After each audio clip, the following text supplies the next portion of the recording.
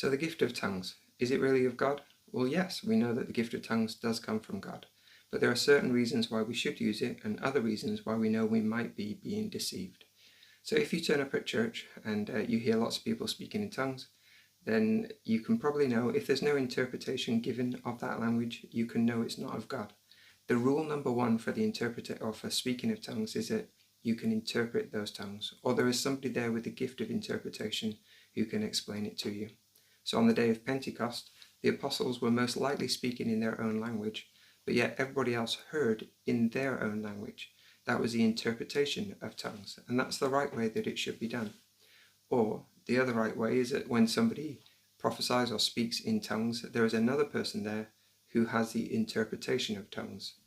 Or if you have spoken in tongues, you must then immediately give the interpretation of what you have said. So there were experiences I've had as a missionary when I've seen people go to other churches and they've just said, yeah, well, I was at the back of the church, I was a bit sad that I couldn't speak in tongues, and the person next to them said, oh, just babble, nobody will know if you're speaking in tongues or not. And that's kind of what Satan wants. He wants people just to babble. So rule number one, you have to be able to understand what is being said, or there has to be somebody else there who can interpret what is being said. And rule number two, you must be able to be uplifted and edified and comforted and built up by the gift of tongues. So Paul speaks about all this in 1 Corinthians 14 when he was getting frustrated that people were using the gift of tongues inappropriately. And you might have that in your congregation where you don't understand what's being said and therefore you can know it's not of God.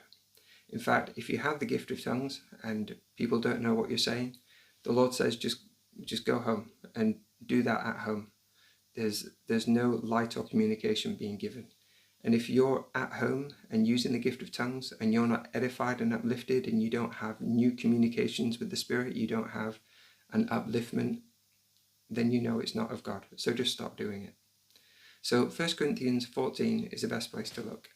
Now I've had people that I know who have gone on missions and they've been trying to learn the language and speak in the mother tongue of the people that they're with. And they, on occasion, have spoken words that they did not know.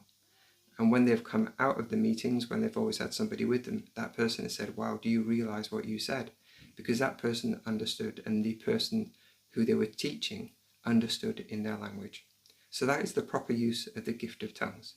Don't be deceived in times past and times today. There are adversaries at present. There are tares among the wheat.